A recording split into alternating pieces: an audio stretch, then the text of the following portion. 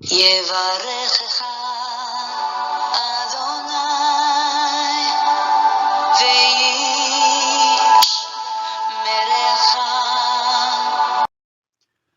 예바레크카 아도나이 베이시메레카. 사랑하는 성도 여러분, 오늘 하루도 전지전능하신 임마누엘의 하나님께서 여러분에게 복을 주시고 여러분을 안전하게 지켜주시기를 축복합니다. 아멘. 할렐루야. 오늘도 어김없이 모든 생명체들에게 호흡을 주셔서 살아 숨쉬게 하시는 여호와 하나님, 우리의 창조주께 감사와 찬양을 드립니다. 죄와 허물로 죽은 우리를 구원하시고자 이 땅에 오신 예수 그리스도, 그 생명의 이름, 존귀하신 그 이름, 우리 주 예수님을 찬양합니다. 우리 안에서 역사하시며 죄와 허물 가운데서 우리가 용서받고 예수 그리스도를 믿어 구원에 이르도록 도와주신 성령님, 그리고 지금도 예수님의 그 아름다운 형상을 담게 하시려고 역사하고 계신 우리 성령님의 놀라운 은혜를 찬양합니다.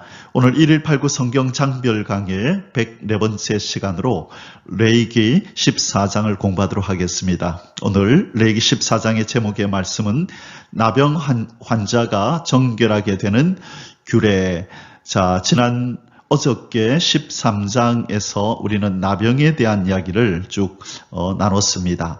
이 나병, 한센시 병, 또 전에 성경에는 문둥병이라고 기록되었던 이 나병에 대한 이야기를 나눴었고요. 오늘은 이 나병 환자가 어떻게 정결하게 되는가, 그리고 또 정결하게 된 후에 어떤 제사를 하나님 앞에 드리게 되는가라는 이런 내용, 전반적인 이런 나병과 그리고 정결하게 되는 규례에 대한 이야기들을 우리가 나누게 됩니다. 자, 그러면 우리 본문 속으로 들어가서 우리 하나님 말씀을 공부하도록 하겠습니다. 레위기 14장의 오늘 주제 구절은 13절입니다. 그 어린 순양은 거룩한 장소 곧 속죄제와 번제물 잡는 곳에서 잡을 것이며, 속건제물은 이 속죄제물과 마찬가지로 제사장에게 돌릴지니 이는 지극히 거룩한 것이니라. 자, 이제 나병에서 치유가 되고 이제 정하다라고 선언을 받고 나면 이제 제사를 하나님 앞에 드리게 되는데요. 그때 드리는 제사들이 뭐냐면 속건제를 드리고, 그 다음에 번제를 드리고, 그 다음에 소제를 드리고, 그 다음에 화목제를 드리게 됩니다. 그렇게 해서 화목제는 요제로 흔들어서 드리게 되는데요. 이 네 가지 제사를 드리는 가운데 이제 이 속건 제물을 어떻게 드려라라는 내용이 바로 오늘 13절에 나옵니다. 자, 우리 제사 이야기는 이 본문에 우리 가서 자세히 살펴보도록 하겠습니다. 자, 레위기 14장의 소주제들은 아래와 같습니다. 첫 번째, 나병 환자가 정결하게 되는 순서.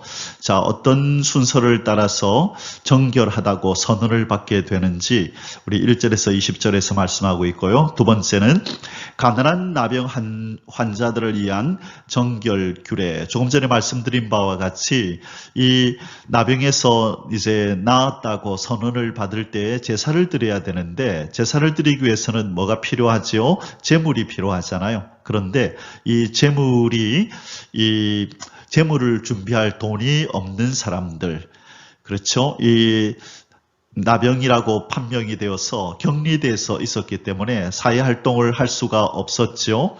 그러면 경제활동을 못했기 때문에 돈이 없을 것이고, 그러다 보니 재물을 마련할 그런 여력이 안 될 때에 그들은 어떻게 이 재물을 준비할 것인가, 무엇으로 준비할 것인가, 하나님께서 이들을 배려하는 그런 장면이 나오는데요. 그것이 바로 21절에서 32절 가난한 나병 환자들을 위한 정결 규례에서 살펴보게 될 것입니다. 자, 그리고 세 번째 마지막으로 이 건물에서 발견되는 나병 의심 증상.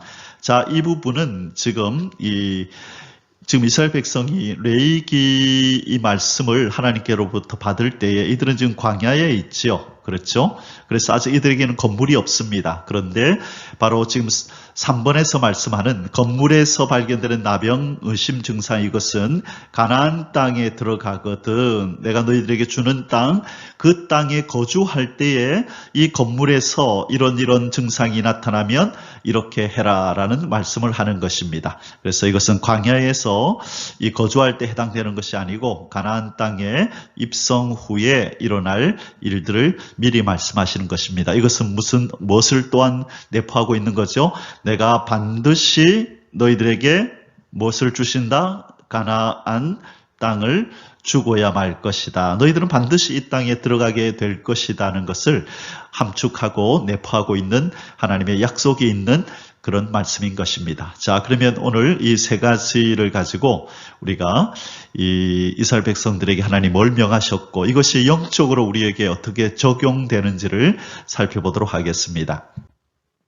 자, 우리가 매일마다 살펴보는 도표이죠. 자, 이 4개의 전체 구조입니다. 이 16장 대속죄 1을 중심해서 1장부터 7장까지는 5가지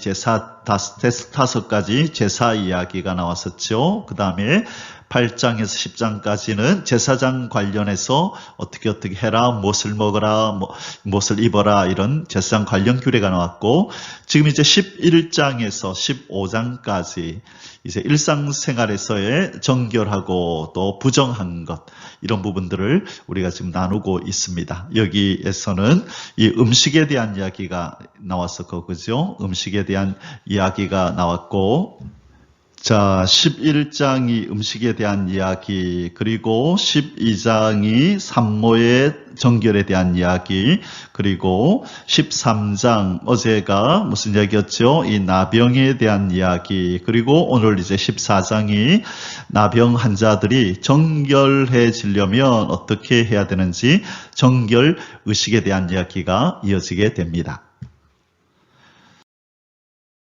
자, 그러면 첫 번째 소주제를 공부하도록 하겠습니다. 나병 환자가 정결하게 되는 순서가 무엇인가, 어떤 순서인가, 1절에서 20절을 살펴보도록 하겠습니다. 자, 나병 환자가 정결하게 되는 순서는 이러합니다. 첫째, 1번 제사장이 치유되었음을 선포함. 자, 1절에 여호와께서 모세에게 말씀하여 이르시되 나병 환자가 정결하게 되는 날의 규례는 이러하니 곧 그 사람을 제사장에게로 데려갈 것이요. 자, 1번 그 사람을 제사장에게로 데려가야 된다. 자, 이 나병이 나았다, 나았지 않았다를 판결하는 것은 오직 누가 할 수 있다 그랬죠? 제사장이 할 수 있다 그랬어요. 대제사장이나 또 그 아들들 제사장 중에 한 사람에게 데려가야 된다 그랬어요. 자, 그러면 이제 두 번째, 제사장은 진영에서 나가 진찰할지니 그 환자에게 있던 나병 환부가 나왔으면, 자, 두 번째 순서가 뭐냐면 제사장이 진영에서 나가 진찰을 해야 된다라고 말씀합니다. 자, 여기서 중요한 것 2가지가 있죠. 바로 이 사람을 제사장에게로 데려가는데요. 바로 이 나병 환자에게 있어서 아마 그 인생에서 여러 가지 또 희노애락이 있었겠지만 이 순간만큼 그를 가슴 뛰게 하고 설레게 하는 일이 없었을 것입니다. 그동안에 나병으로 판정되어서 이 진영 밖에서 외롭고, 그렇죠? 외롭고 고독하게 살던 이 나병 환자, 그리고 사람들에게 또 이렇게 아주 이렇게 멀리함을 당하고 수치스러움을 느끼면서 격리가 되어가지고 공동체에서 쫓겨났다, 그죠? 그래서 다른 사람들에게 이렇게 좀 경시 여김을 당하고 멀리함을 당했던 이 사람이 드디어 이제 이 모든 삶에서 벗어나는 이 제사장의 선언 한마디, 이제 정하다, 다 나았다는 이 한마디를 듣기 위해서 지금 걸어가고 있는 이 사람의 심정이 어땠을까 우리는 기억해야 합니다. 이것이 바로 우리 성도들의 삶과 관련이 있기 때문입니다. 우리는 이전에 우리는 죄인이었고 하나님의 진에서 하나님의 나라에서 쫓겨난 자들이었지만 이제 우리가 예수 그리스도 우리의 대제사장에게로 우리는 이끌림 바 되어서 그분의 선언을 들었죠. 너는 무죄다라고.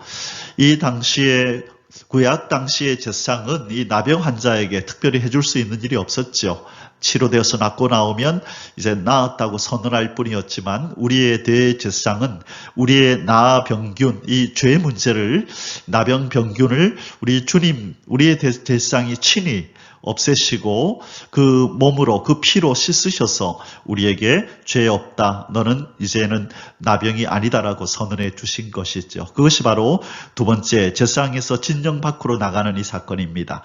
이 원래 이 고귀한 신분의 제사장이 밖으로 나가면 안 되죠. 원래 이 인간이 그냥 평민이 이 제사장을 찾아와야 되는데 이 경우에는 이 제사장이 밖으로 나갑니다. 왜냐하면 이 아직까지 정하다라고 깨끗하다라고 판정받지 못한 자가 진영 안으로 들어올 수 없기 때문이죠. 그래서 이 진영 안에서 또 성막 회막에서 하나님을 섬기고 하나님 백성들을 섬겨야 할 바로 이 제사장이 자기의 그 거처에서 나가서 진영에서 나가서 이 나은 자를 나병한 자를 맞으러 나아가는 것입니다. 이것은 바로 무엇을 예표할까요?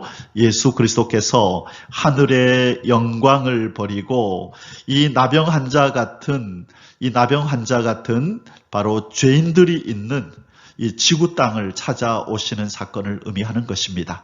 그래서 이분이 친히 우리의 대제사장이 친히 하늘의 영광 하나님의 나라를 내려놓고 이 땅으로 내려오셔서 나병한 자와 같은 죄인된 우리를 찾아와 주시는 바로 그 모습을 여기서 말해주고 있는 것입니다. 자, 두 번째, 치유받은 나병 환자가 해야 할 일. 제사장은 그 정결함을 받은 자를 위하여 명령하여 살아있는 정결한 새 2마리와 백향목과 홍색실과 우술초를 가져오게 하고, 자, 이게 이제 세 번째다, 그죠?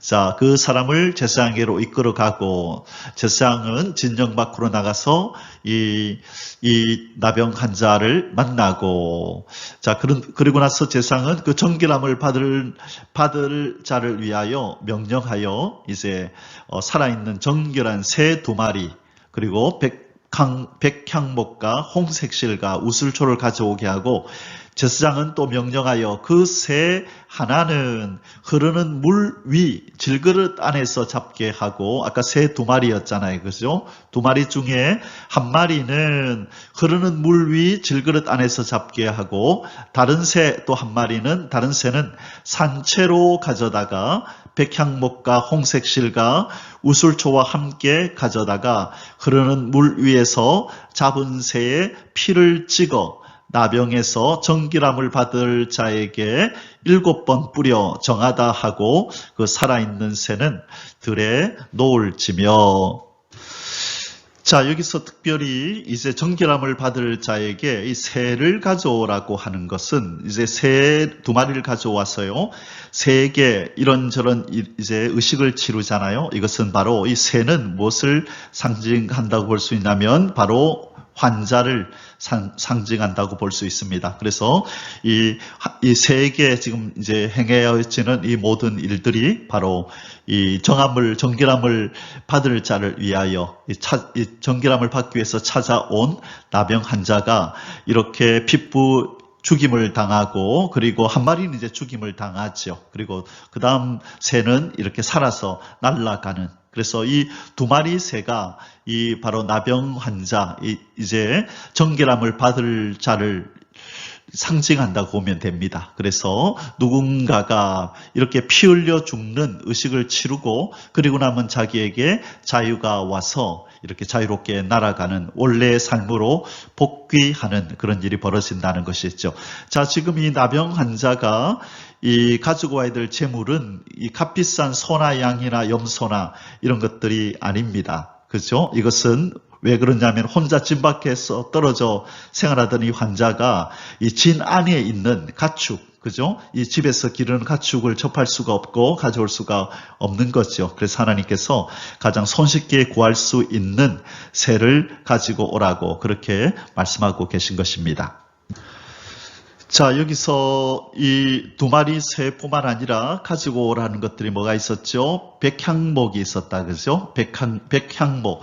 우리가 백향목 하면 떠오르는 어떤 그 사건이 뭐죠? 성전을 건축할 때, 성전 건축을 위해서 주로 쓰였던 것이 백향목이죠. 그래서 이 백향목은 아주 이 향이 강하고 그리고 잘 썩지 않습니다. 잘 썩지 않는, 향이 강하고 잘 썩지 않는 나무, 그래서 인내를 상징하기도 하죠. 그래서 잘 썩지 않는다. 지금 이 나병은 이 몸이 썩는 병이잖아요. 그렇죠? 그래서 이제 이 정결함을 받을 자를 위해서 이렇게 새 2마리에게 행하여지는 일은 이제 요 뒤에서 살펴보고요. 백향목을 가져오라 하는 것은 이제 썩지 아니하는 나무, 잘 썩지 아니하는 나무를 통하여 다시는 부정함으로 썩어 들어가는 육체를 가지지 말고 이제 온전히 정결함으로 거룩함으로 나아가라. 아마 그런 의미를 담은 것이라고 볼 수 있을 것이고요. 두 번째, 이 홍색 실, 이 빨간 실이다, 그죠? 그러면 우리가 떠오르는 이미지가 뭐죠? 예, 이것은 이 어떤 이 죄를 하는 거, 속죄를 의미하잖아요, 그죠? 죄 사할 때 쓰는 거, 그리고 죽음에서의 승리, 이 죽음에서의 승리.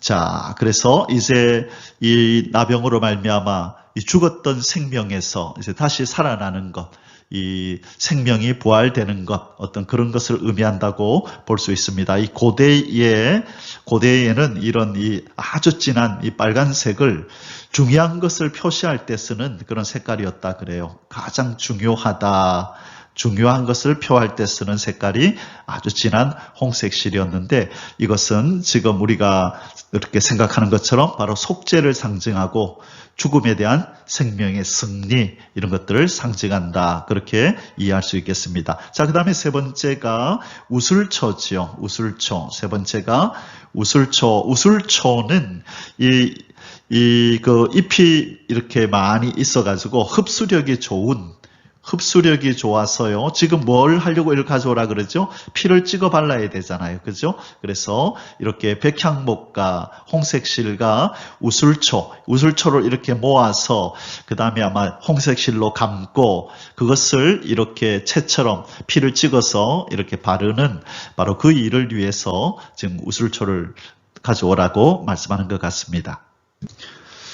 자, 이제 여기서 중요한 내용이 새를 잡는 장면인데요. 바로 여기 보니까 새 2마리 중에 한 마리는, 그 새 하나는 흐르는 물 위 질그릇 안에서 잡게 하고, 자, 우리 한국말이 그래서 참 이렇게 번역을 하고 나면 이렇게 이해하기가 좀 어려운 부분입니다. 이것을 이 구약 원어 그대로 보면 이것은 흐르는 물이 아니라 이 뭐라고 할까요? 이 생수, 아주 이렇게 깨끗한 살아있는, 그러니까 아주 정결한 깨끗한 생수를 의미하는 거예요. 그래서 흐르는 물 위라고 하는 것은 바로 생수가 담겨 있는 바로 그 뜻이에요. 그래서 생수가 담겨 있는 그 그릇 안에서 이 새를 잡는다는 뜻입니다. 그리고 이제 다른 새는, 한 마리 살아있는 새 있잖아요. 그죠? 한 마리는 생수 안에서 죽이고, 그 다음에 다른 새, 살아있는 새는 산채로 가져다가 백향목과 홍색실과 우술초와 함께 가져다가 흐르는 물 위에서, 이 말이 뭐예요? 지금 이 생수 안에 이 새를 죽여서 피를 이렇게 이 안에 이제 담은 거죠. 그러니까 이 피와 생수가 이렇게 섞여 있게 되겠죠. 그런데 거기에다가 백향목, 홍색실, 우술초와 함께 살아있는 새를 함께 이 생수, 피로 물들어 있는 이 생수 안에다가 찍는다는 거예요. 그래서 잡은 새의 피를 찍어, 여기서 찍는다는 말의 이 원어의 뜻은 담그다는 뜻이에요. 담그다. 그러니까 무엇을 이 피로 범벅이 된 이 생수 물 안에다 담가요. 백향목, 홍색실, 우술초와 함께 산새를 바로 이 핏물에다가 담근다. 그래서 찍는다는 말은 담근다는 거예요. 그렇게 해서 나병에서 정결함을 받을 자에게 7번을 뿌려 정하다 하고 그 살아있는 새는 들에 놓을지며. 자, 그래서 이 새 2마리를 가져오게 한 것은 한 마리를 가지고 죽었다가 살아나는 이 의식을 다 치를 수가 없어서 따로따로 구분한 거예요. 한 마리는 죽음을 상징하고 한 마리는 이 죽은 새로 인하여 그 피로 인하여 다시 살아남을 의미하는 것. 이것이 우리 인간으로 말하면 이게 세례라고도 할 수 있겠다. 그죠? 죽음과 다시 살아남이 세례의 의미잖아요. 그죠? 그런데 그것을 새 하나를 가지고 다 표현할 수 없어서 2마리를 가지고 했는데, 그래서 지금 피 흘려 죽은 이 새는 바로 예수 그리스도의 대속의 죽음을 의미하는 것이다. 그래서 이 대속의 죽음을 통하여 피가 흘리신 피를 이렇게 지킨 사람, 이 피가 뿌려진 사람, 바로 이 사람은 살아남을 얻게 된다는 것을, 다시 소생하게 된다는 것을 묘사하는 것이 바로 이 2새에게 행하는 이 의식입니다. 자, 한 새는 이 생수가 담겨있는 그릇 안에서 잡아서 죽이고 피를 다 이 생수와 함께 그렇게 담아둔 다음에 그 다음에 이 산새를 가져와서 백향목과 홍색실과 우슬초와 함께 그 물 안에다가 담궜다가 그것을 그 피를 이렇게 7번을 이 정결함을 받을 자 나병 환자에게 그렇게 뿌려서 이제 정하다고 선언을 하는 거죠. 그리고 그 살아있던 새는 이렇게 들에다가 놓아서 살려주는 것입니다. 이것이 바로 이 죽은 새에게 담겨졌던 이 살아있는 새가 이제는 완전한 자유를 누리면서 이제는 들로 날아가는 것. 바로 이것이 하나님께서 우리에게 알려주시고자 하는 것입니다. 우리가 누구에게 담겨져야 우리는 산다고요? 바로 우리를 위하여 죽으신 예수 그리스도의 보혈에 담겨져서 우리가 묻혀져야만 우리가 구원을 받는다는 것, 그것을 얘기하시는 거예요. 그래서 6월절에 어린 양, 그 피가 문지방 문설주에 발려질 때에 그 안에 있는 생명들이, 인생들이 살았던 것처럼 바로 이렇게 죽은 이 새에 이 피가 묻혀지는 것을 통하여 새 한 마리가 살아서 밖으로 이제 들로 나아가게 되는 것. 이것이 바로 나병이 들었던 이 죄의 사망의 선고를 받고 이 죄의 나병이 들었던 이 인생도 이제 정결하다고 선언을 받는 일은 바로 이 죽은 이 새의 피가 뿌려지기 때문이다라는 것. 바로 이 구절에서 우리에게 말씀해 주시는 것이고 영적 의미가 여기에 있는 것입니다. 자, 그 다음에 계속해서 이 치유받은 나병 환자가 해야 할 일 계속해서 뒷부분 보겠습니다. 정결함을 받는 자는 그의 옷을 빨고 모든 털을 밀고, 자, 옷을 빨고 털을 밀고 물로 몸을 씻을 것이라. 그리하면 정하리니 그 후에 진정에 들어올 것이나 자기 장막 밖에 이레를 머물 것이요. 자, 이렇게 옷을 빨고 그죠? 털을 밀고 물로 몸을 씻었지만 지금 이 진정 밖에서 진정에 아직 오지 못하고 자기 장막 밖에서 7일을 더 머물러야 된다는 것입니다. 왜 머물러야 되죠? 이것은 이제 8일째 되던 날에 예물을 드려야 되기 때문에, 자, 예물을 드리고 나서 이제 그 진정 안으로 들어오거든요. 그래서 7일을 지내고 8일째 이제는 예물을 드리는 이 의식을 치러야 됩니다. 그래서 그리고 나서야 진정으로 이제 정결함을 받았다라고 인정이 되고 공동체 안으로 들어오게 되거든요. 그래서 8일째가 될 때까지 7일 동안은 진정 자기 장막 밖에서 기다리고 있게 되는 것입니다.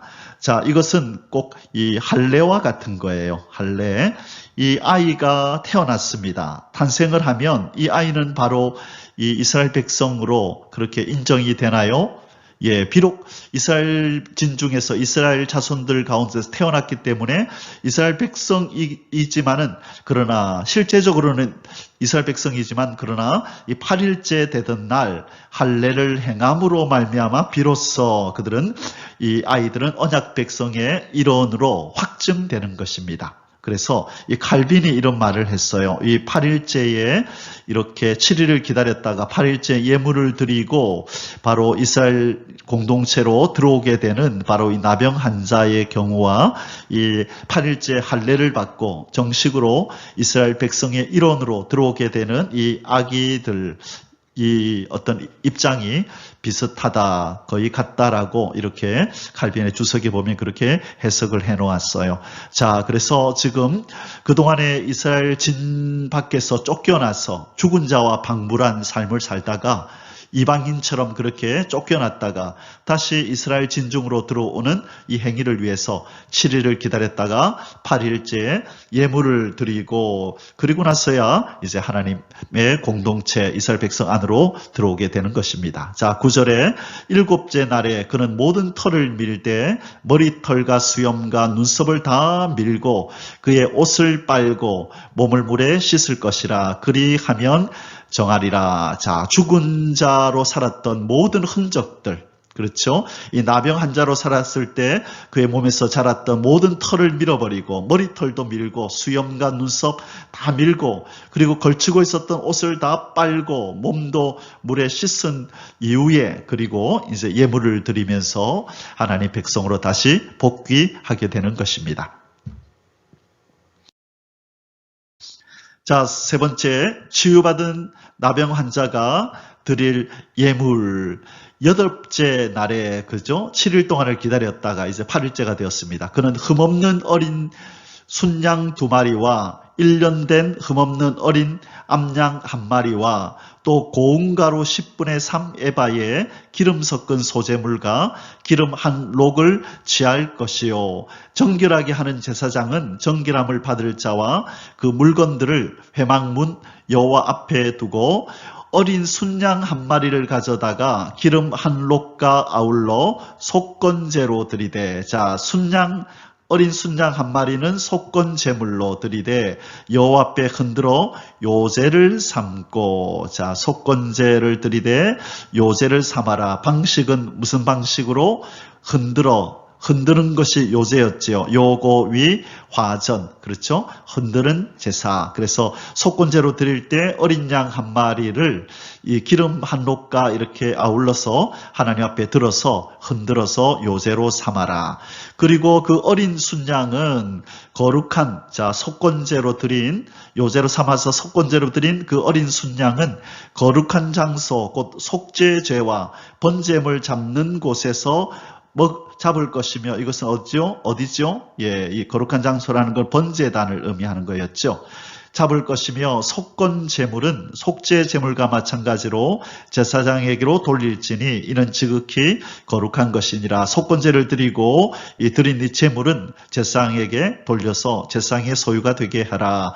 자, 제사장은 그 속건 제물의 피를 취하여 정결함을 받을 자의 오른쪽 깃뿌리와 오른쪽 엄지 손가락과 오른쪽 엄지 발가락에 바를 것이요. 아멘. 사랑하는 성도 여러분, 이 14절 말씀 어디서 많이 본 듯한 내용 아닌가요? 제사장은 그 속건 제물의 피를 취하여 정결함을 받을 자의 오른쪽 깃뿌리와 오른쪽 엄지손가락과 오른쪽 엄지 발가락에 받을 것이요. 자, 그렇습니다. 이것은 우리가 앞부분에 살펴봤던 제사장의 위임식 때, 이 제사장에게 행한 바로 그 의식이었습니다. 그래서 그때 우리가 뭐라고 이것을 묵상을 했었죠? 어떻게 적용을 했었나요? 바로 그 오른쪽 깃뿌리에 바른다고 하는 것은 무슨 의미라고요? 하나님의 말씀만 듣고 살겠습니다. 그리고 오른쪽 엄지손가락은 뭐지요? 이건 행위잖아요. 그죠? 손으로 늘 하나님의 뜻을 따라 의로운 행위를 하며 살겠습니다. 그리고 엄지발가락, 이거는 걸을 때 쓰는 거잖아요. 그래서 하나님의 의로운 길로만 가겠습니다. 라고 하나님 앞에 자신을 제사장으로 이렇게 드릴 때에 바로 제사장들에게 행했던 것이 오른쪽 깃불이, 오른쪽 엄지손가락, 오른쪽 엄지발가락에 피를 바르는 것.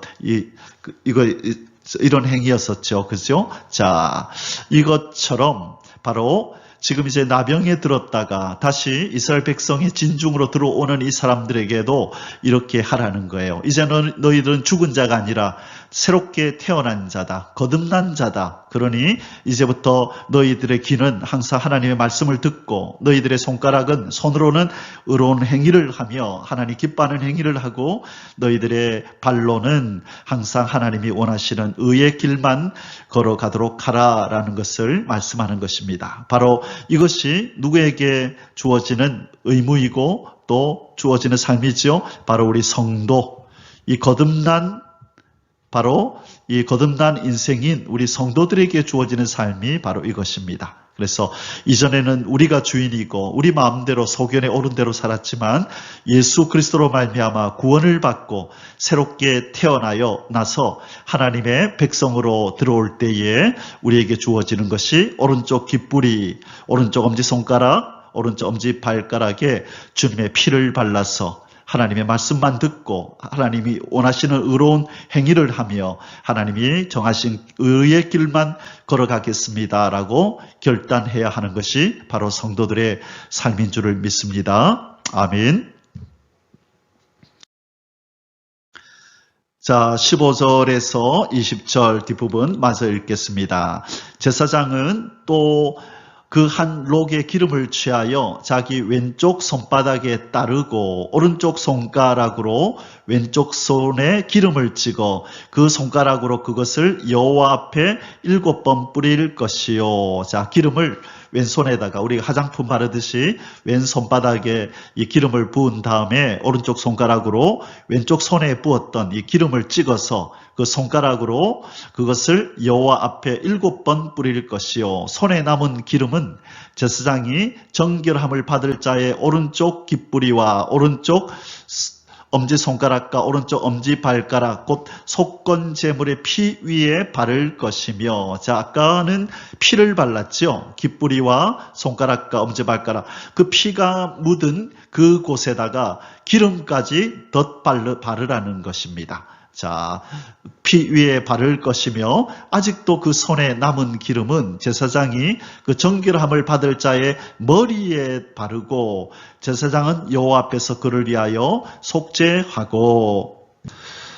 자, 사랑하는 성도 여러분, 그리고 이제 피를 뿌리는 기름을 뿌리는 이 부분을 우리 잠시 한번 살펴보겠습니다.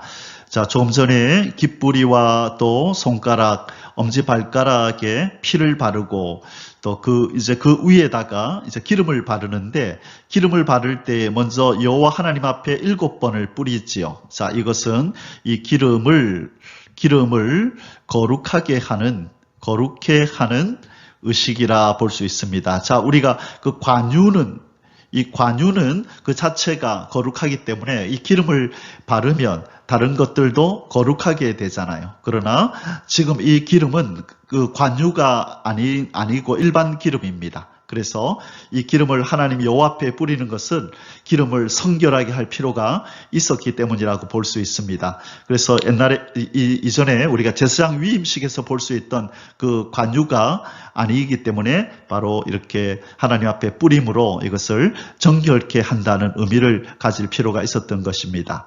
자, 그래서 이렇게 이제 하나님 앞에서 성결하게 되어진 이 기름을 바로 이 사람들의 그 피를 바른 그 깃뿌리와 손가락과 엄지발가락에 그 다음에 묻히고 바르고 그 다음에 자, 그 피 위에다 바른 다음에 그 다음에 아직도 그 손에 남아있는 기름은 제사장이 정결함을 받을 자의 머리에 바르고, 자, 여기에서 우리 한국말로는 바르고라고 이렇게 번역을 했는데요. 이것은 원어적으로 보면 이 쏟아붓다, 이 쏟아서 붓는다라고 해석하는 것이 또 맞을 것입니다. 자, 바르다는 모두 붓다, 모두 쏟아서 붓다, 머리에다가 붓는 것을 의미합니다. 그래서 우리가 아는 바와 같이 이 기름은 성령을 의미하잖아요. 그죠? 그래서 이 당시에 이 사람들은 이 피를 바르고 기름을 바른다는 것이 무슨 의미인지 그 당시의 사람들은 정확한 의미를 잘 이해할 수 없었을 것입니다. 그러나 이제 우리는 예수 그리스도를 통하여 구원의 은혜를 받은 자로서 또 신약 성경을 통하여 더 정확하게 더 깊이 하나님의 마음을 알 수 있는 자가 되었기 때문에 바로 이 피는 그죠? 우리를 깨끗해 하고 우리의 죄를 대속하는 예수 그리스도의 보혈을 의미한다라고 우리는 이해하게 되고, 그 다음에 이 기름은 바로 성령의 역사라는 것을 우리는 이제 알고 있습니다.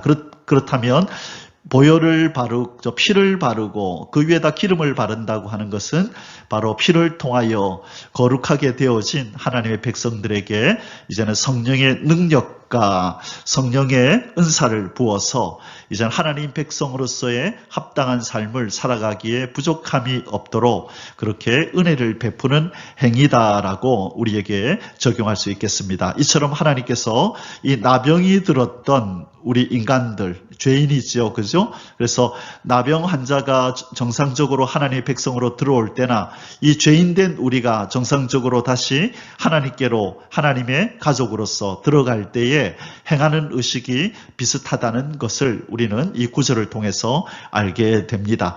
피로 정결하게 된 인생에게 성령의 충만함을 부어서 하나님의 백성답게 살아가도록 온전히 헌신된 모습으로 살아가도록 우리를 만들어 가신다는 것, 이것이 바로 나병 환자를 원래대로 이스라엘 백성으로 복귀시키는 이 과정에 하나님이 행하셨던 일들과 거의 흡사하다는 것 우리는 보게 됩니다. 자, 19절 20절 마저 읽겠습니다. 또 제사장은 속죄죄를 드려 그 부정함으로 말미암아 정결함을 받을 자를 위하여 속죄하고, 그렇죠? 이 속죄제는 죄를 속하는, 그렇죠. 죄를 용서받기 위해서 드리는 제사지요. 그 후에 번제물을 잡을 것이요. 이 나병이 꼭 죄로 말미암아 이렇게 찾아온 병은 아닐지라도 혹시 모를 그 죄를 사하는, 혹시 그에게 있을지 모를 죄를 사하는 속죄제를 드리게 하나님께서 하신 것입니다. 20절에 제사장은 그 번제와 소제를 제단에 드려 그를 위하여 속죄할 것이라. 그리하면 그가 정결하리라. 아멘. 자, 순서가 많이 길었다, 그죠? 그러나 여기서 중요한 것은 이 피를 바르고, 그렇죠? 새 2마리 가져와서 피를 바르고, 그 피로 인하여서 한 마리는 노임을 받고, 그 위에다가 기름을 바르고 하는 이 여러 가지 절차가 바로 바로 나병 환자가 된 이 죄인된 우리를 하나님의 백성으로 이렇게 만들어 가시는 하나님의 역사요, 하나님의 구원의 순서들이다. 우리는 그렇게 이해하면 오늘 이 본문 말씀이 은혜가 될 것입니다. 자, 이제 두 번째 소주제를 같이 공부하도록 하겠습니다. 가난한 나병 환자들을 위한 정결 규례.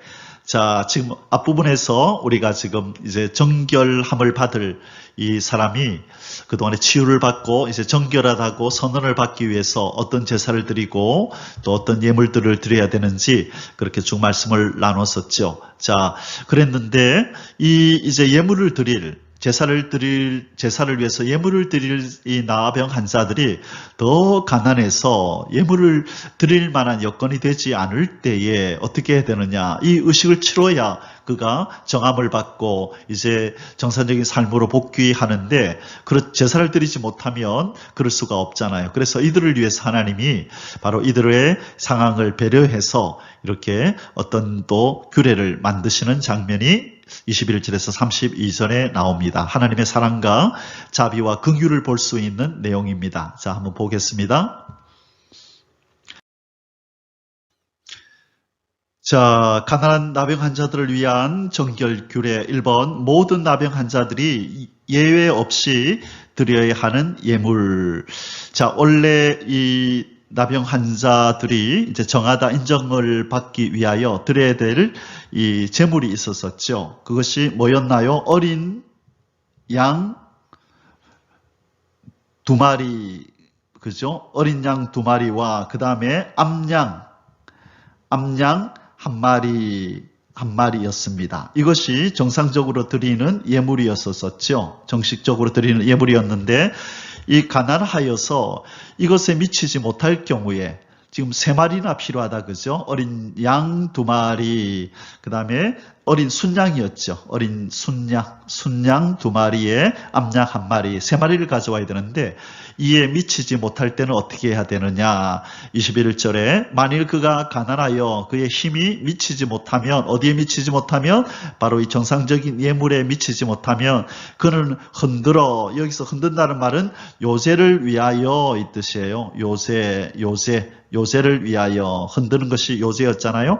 그래서 이 어린 양, 암양 이것을 이제 흔들어서 하나님 앞에 드리고 또 제사장에게 몫으로 돌아가고 했었잖아요. 그래서 그를 흔들어 이 말은 요새를 위하여 자기를 속죄할 속건제를 위하여 어린 순양 1마리, 자, 순양 원래 2마리였었죠. 그런데 순양 1마리와 그리고 소재를 위하여 고운 가루 10분의 1 예바. 자, 고운 가루를 가져오라고 말씀하네요. 자, 그리고 기름 섞은 것과 기름 한 녹을 취하고. 자, 그래서 그 양은 몇 마리만 가져오면 되죠? 어린 양, 어린 순양 1마리만 있으면 되네요. 그렇죠? 순양 1마리만 가져오고 나머지는 이 가루를 가져와라. 기름을 섞은 가루를 가져와라.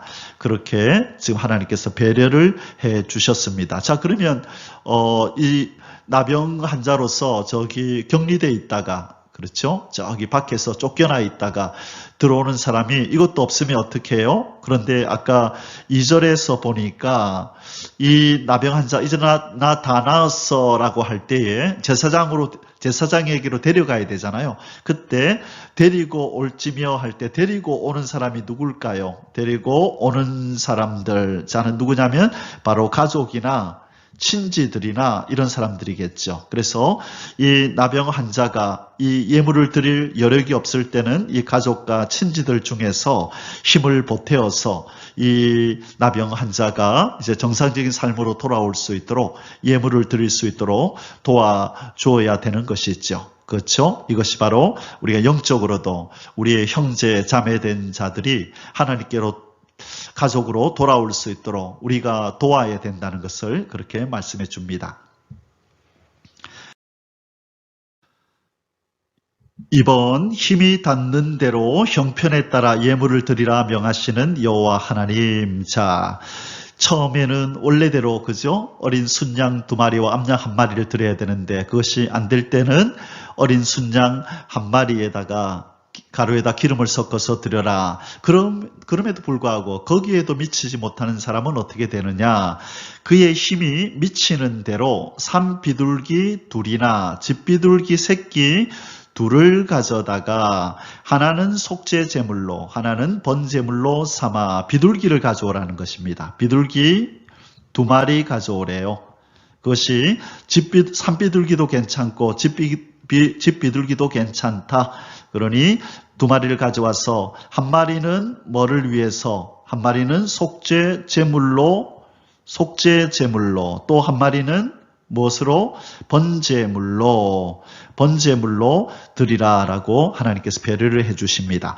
8째 날에 그 결례를 위하여 그것들을 회막문 여호와 앞에 제사장에게로 가져갈 것이요, 제사장은 속건제의 어린 양과 기름 한 녹을 가져다가 여호와 앞에 흔들어 요제를 삼고, 속건제의 어린 양을 잡아서 제사장은 그 속건제물의 피를 가져다가 정결함을 받을 자의 오른쪽 깃뿌리와 오른쪽 엄지 손가락과 오른쪽 엄지 발가락에 바를 것이요. 자, 비록 그 사람의 경제적 여건에 따라서 드리는 예물은 다르지만 그 의식 절차는, 그 순서는 동일함을 우리는 보게 됩니다. 그래서 이 깃뿌리와 엄지손가락, 엄지발가락에 발라서 이렇게 하나님 앞에 온전히 회복된 인생으로 돌아올 수 있도록 이렇게 절차를 밟게 하셨는데요. 여기에서 우리는 무엇을 깨닫고 하나님 앞에 감사해야 되죠? 어떤 하나님의 모습을 우리는 발견하게 되나요? 어떤 누구도 다시 정상적인 삶으로 돌아오는 일에 그렇게 제약이 없도록 이 예물을 그 사람의 여건에 따라서 이렇게 달리해 주신 이 하나님의 사랑과 자비, 이 긍휼하심, 이 배려심에 우리는 감사와 찬양을 드리고, 우리 하나님이 이렇게 선하신 분임을 우리는 그분을 높여 찬양해야 될 줄 믿습니다. 아멘.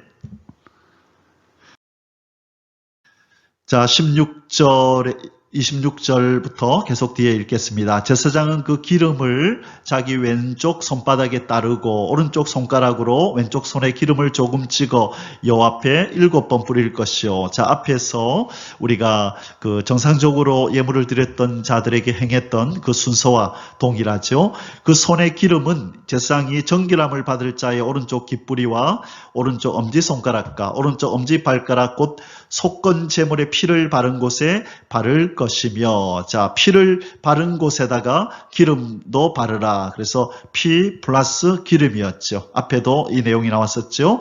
또 그 손에 남은 기름은 제사장이 그 정결함을 받을 자의 머리에 발라, 여기는 발라라고 된 부분을 어떻게 해석해야 된다고요? 붓다, 그렇죠? 붓다, 머리에다 부어버리라는 것입니다.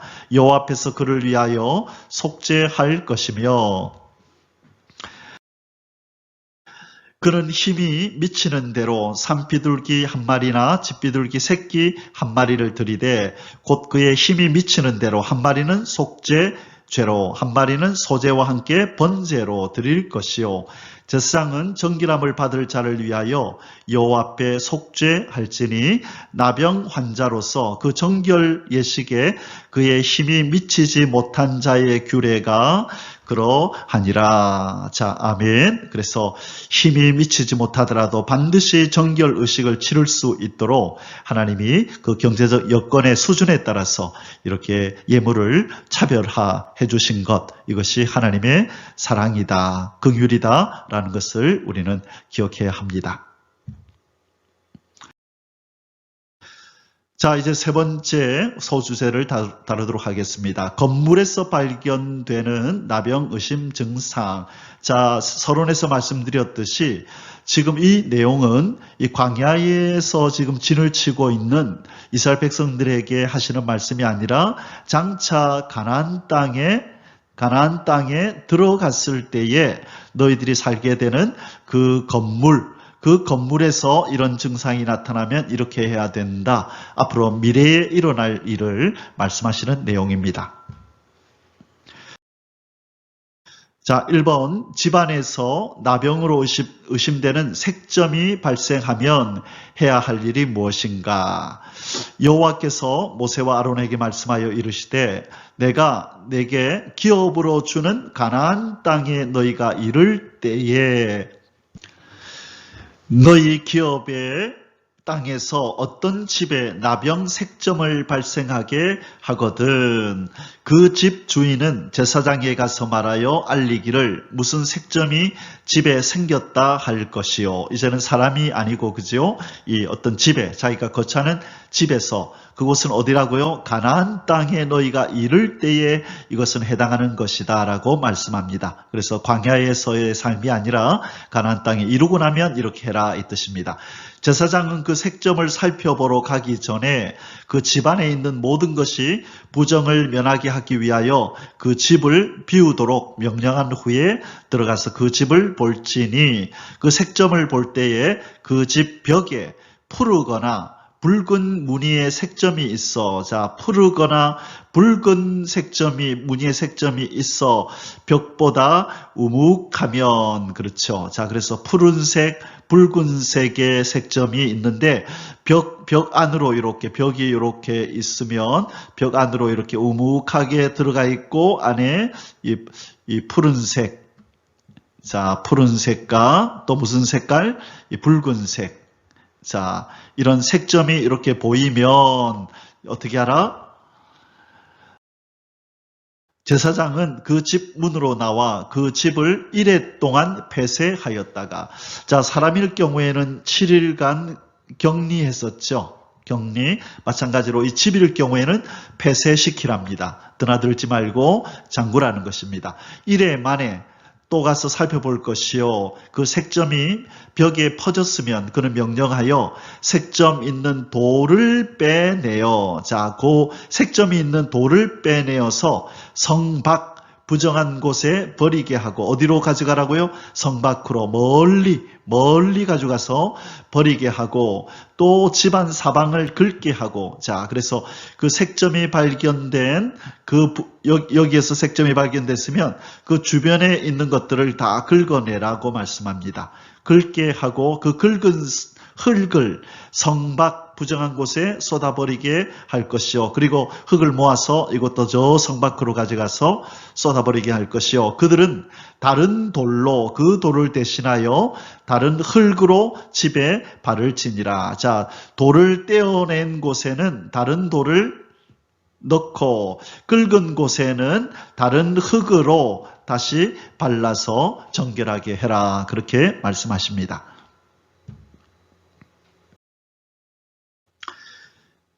자, 이번 나병이 퍼진 것으로 확정된 집의 처리 방법.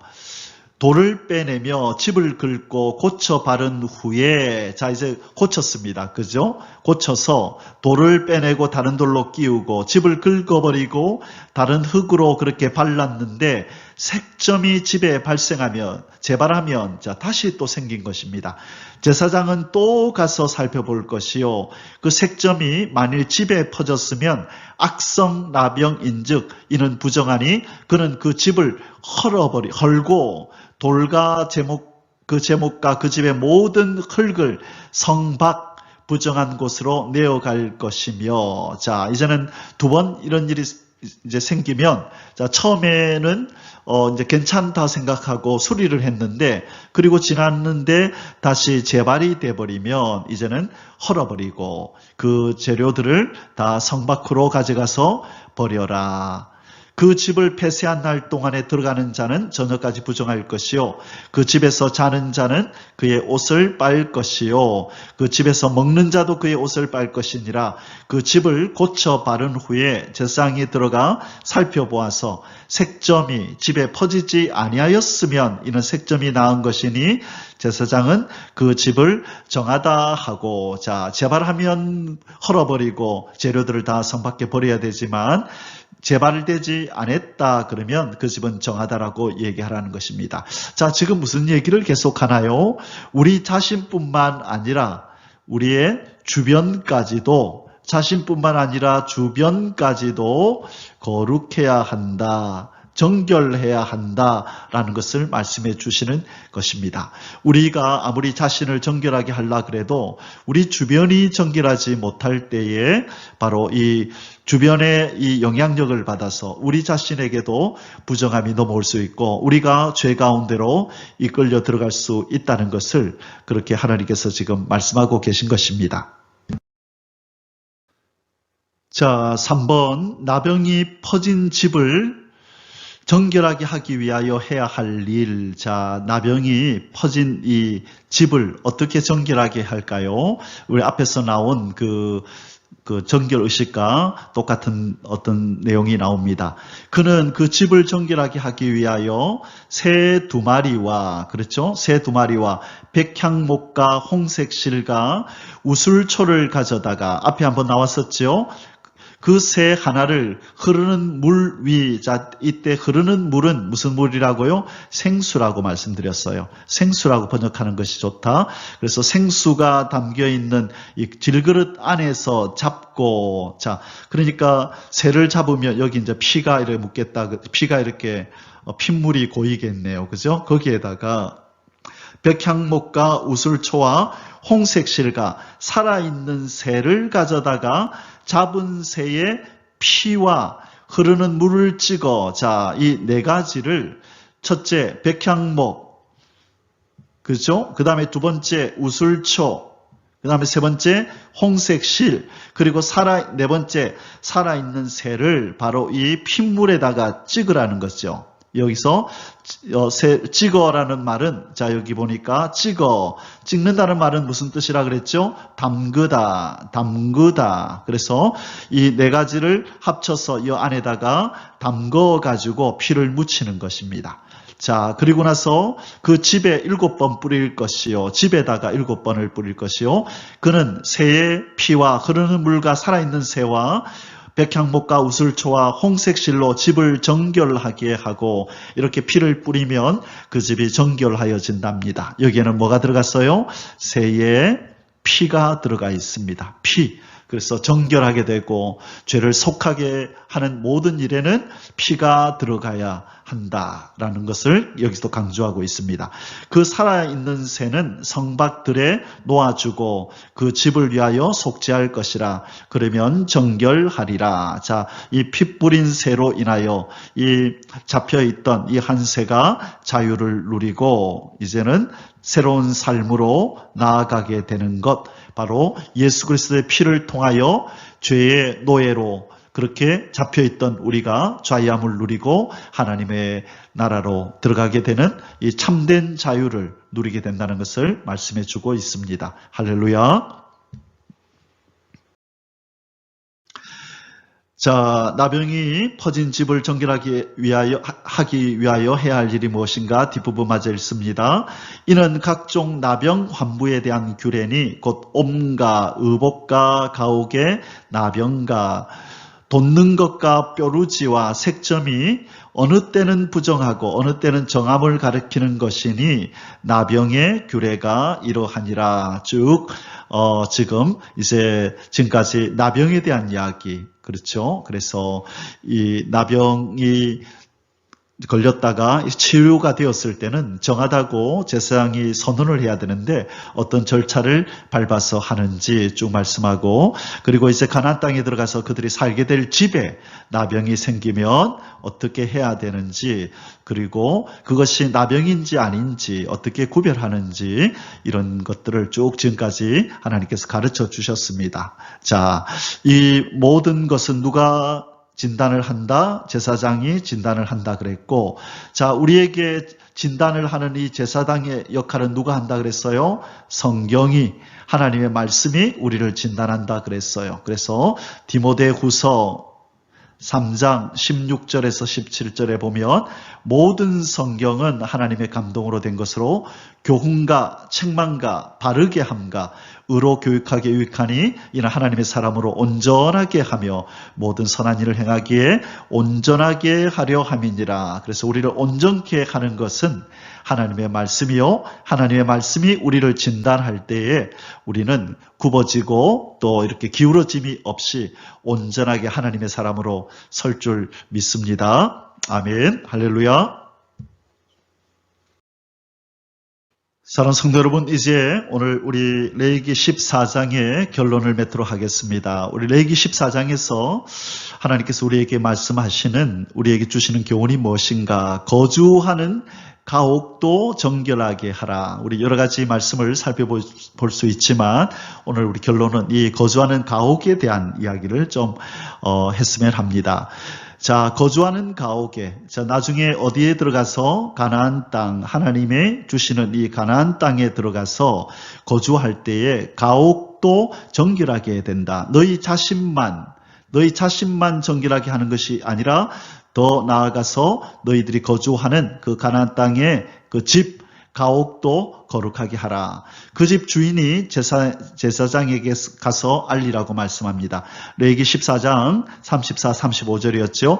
내가 내게 기업으로 주는 가나안 땅에 너희가 이를 때에 너희 기업의 땅에서 어떤 집에 나병 색점을 발생하게 하거든 그 집 주인은 제사장에게 가서 말하여 알리기를 무슨 색점이 집에 생겼다 할 것이요. 자, 그냥 지나치어 넘어가지 말라는 것입니다. 너희 주변까지도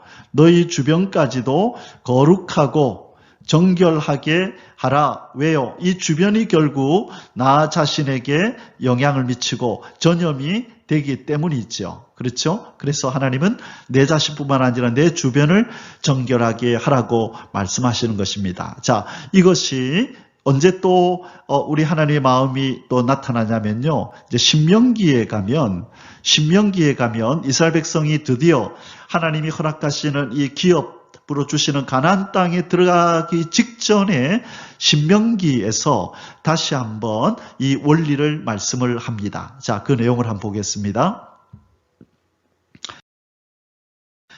자, 그 내용이 신명기 7장 1절에서 4절 내용인데요. 이 구절 때문에 이스라엘 사람들은 이 이방인과 지금 상종을 하지 않습니다. 이 말씀을 오해를 한 거죠. 자, 먼저 한번 읽어보겠습니다. 가나안에 입성하는 이스라엘 백성에게 당부하신 말씀, 가나안 땅의 족속들을 쫓아내라. 자, 1절에서 4절에 내 하나님 여호와께서 너를 인도하사 내가 가서 차지할 땅으로 들이시고 네 앞에서 여러 민족, 헷 족속과 기르가스 족속과 아모리 족속과 가나안 족속과 브리스 족속과 히위 족속과 여부스 족속 곧 너보다 많고 힘이 센 7 족속을 쫓아내실 때에 내 하나님 여호와께서 그들을 내게 넘겨 내게 치게 하시리니 그때 너는 그들을 진멸할 것이라. 그들과 어떤 언약도 하지 말 것이요 그들을 불쌍히 여기지도 말 것이며 그들과 혼인하지도 말지니 내 딸을 그들의 아들들에게 주지 말 것이요 그들의 딸도 내 며느리로 삼지 말 것은. 자, 네 주변을 성결하게 하라. 이방인들과 섞이지 마라. 그렇게 말씀하죠. 이유가 뭐라고요? 이제 그 원인 이유가 여기 나옵니다. 4절에 그가 내 아들을 유혹하여 그가 여호와를 떠나고 다른 신들을 섬기게 하므로 여호와께서 너희에게 진노하사 갑자기 너희를 멸하실 것임이라. 다시 말해 너희들이 부정하게 된다. 부정하면 어떻게 되죠? 쫓겨나죠. 부정하면 쫓겨나는 것입니다. 자, 그래서 결국 우리가 이스라엘 역사를 볼 때에 이 이스라엘 백성들이 이방인들처럼 우상을 섬기고 죄를 행할 때에 하나님의 땅 가나안에서 쫓겨나서 어디로 갑니까? 바벨론으로 쫓겨나잖아요. 이 원리를 하나님 그대로 적용하신 것이죠. 자, 하나님께서는 이 이방인들을 상종할 때 어떻게 해야 되느냐? 신명기 7장에서 말씀하시고 그 다음에 신명기 20장에서 또 한번 말씀하시는데 7장에서는 가나안 땅에 있는 족속들을 어떻게 대할지를, 그리고 신명기 20장에서는 가나안 밖에 있는 이방인들을 어떻게 상대할지를 두 가지로 구분해서 말씀하셨는데 이스라엘 백성들은 신명기 7장에서 말씀하시는 이방인을 어떻게 상대할 것인가 이 원리만을 고집하며 적용해서 지금 저 유대인들이 이방인들에게 가서 이방인들을 하나님 백성으로 만드는 일에 힘쓰지 않고 자기들만 선민이라고 저렇게 고집 피우면서 사는 것입니다. 그것은 바로 신명기 7장과 신명기 20장의 이 말씀을 조화롭게 적용하지 못하고 신명기 7장 1절에서 4절 말씀만 저렇게 붙들고 있기 때문입니다. 자, 우리 참고로 아시면 되겠고요. 자, 여기서 중요한 것은 이 이방인들과 섞이지 마라. 그들의 부정이 너희들에게 들어와서 너희들도 부정해져서 내 앞에서 쫓겨날까 두렵다. 그 말씀이죠. 자, 그러면 이 말씀이 오늘날 우리에게는 어떻게 적용이 될까요? 자, 그 부분만을 보고 오늘 말씀 마치도록 하겠습니다. 빛과 어둠이 어찌 사귀며 의와 불법이 어찌 함께 하랴. 자, 고린도후서 6장 14절에서 16절에 하나님께서 우리에게 이렇게 이 말씀을 적용하라 하십니다. 너희는 믿지 않는 자와 멍에를 함께 매지 말라. 자, 이 말씀이 무슨 말씀인가요? 너희는 믿지 않는 자와 멍에를 함께 매지 말라. 의와 불법이 어찌 함께하며 빛과 어둠이 어찌 사귀며 그리스도와 벨리알이 어찌 조화되며. 자, 믿는 자와, 벨리알은 우상이죠. 믿는 자와 믿지 않는 자가 어찌 상관하며 하나님의 성전과 우상이 어찌 일치가 되리요. 우리가 하나님의 성전이죠. 우리는 살아계신 하나님의 성전이라. 이와 같이 하나님께서 이르시되 내가 그들 가운데 거하며 두루 행하여 나는 그들의 하나님이 되고 그들은 나의 백성이 되리라. 아멘. 자, 이것은 무슨 뜻입니까? 우리 성도들이 이방인들, 다시 말해 이 이방인, 이 하나님을 믿지 않는 이 세속의 사람들과 전혀 어울리지 말라는 뜻인가요? 그 뜻이 아닙니다. 제가 그래서 밑에다가 방주를 이렇게 그려놓은 것입니다. 우리는 방주와 같은 삶을 살아야 된다는 의미입니다. 그것이 무엇이죠? 방주는 물 위에 물 위에 떠 있습니다. 물과 접촉해 있죠. 그러나 그 안으로 뭐가 들어오지 못해요? 물이 들어올 수는 없는 것이죠. 우리 성도가 세상 속에서 삽니다.